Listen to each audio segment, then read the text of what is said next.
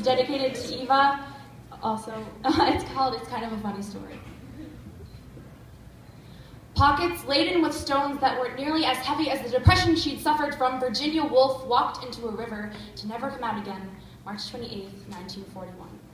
And on a soundless summer night, no different from any other, Ernest Hemingway placed a double-barreled shotgun to his right temple and pulled the trigger without hesitation, July 2nd, 1961. And when a young Sylvia Plath sealed the underneath of the door to her sleeping children's bedroom with a towel wet with water instead of tears, she locked herself in the kitchen February 11th, 1963. When her body was found, it looked like she'd been trying to crawl into a too small oven with the gas on high, searching for a warmer place to lay her head. These writers fought the depression that came with their brilliance. They weren't meant for the ordinary and wrote their works accordingly, never sugarcoating life or lying about its uncertainties. December 19th, 2013, young adult writer Ned Vizzini took his life after writing popular books about his personal struggle with depression and how you can live with it.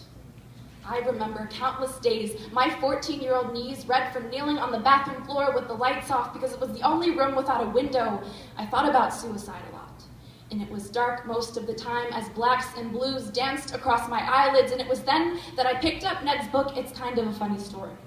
He told me it was worth it, to let the bad days happen because it makes the good ones that much better, and I wanted so badly to etch those words into the marrow of my bones, my fingertips reading them like Braille so I could tell they were there even when the lights were out.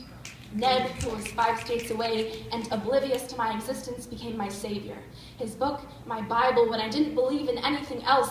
Ned, when did you decide it wasn't worth it? When nights passed over days, could you count on your fingers the number of things you had left to live for? Wife, son, publisher, did you save a space for your readers? Those who treated your book like a temple, religion worshiping its passages with adolescent tears and blood and sweat and love. And love, some days I loved your book more than I loved myself. You weren't Plath or Hemingway, you believed in hope, or at least the possibility of hope, which is still something. And now, I find myself wanting to pluck the pages of your book like a flower, a half-truth. You lied to me. You lied to me not. You lied to me, Ned. If you had the chance to address your readers from wherever you are now, our hollow eyes and 14-year-old knees printed with tile-mark tattoos, would you tell us it was all a lie?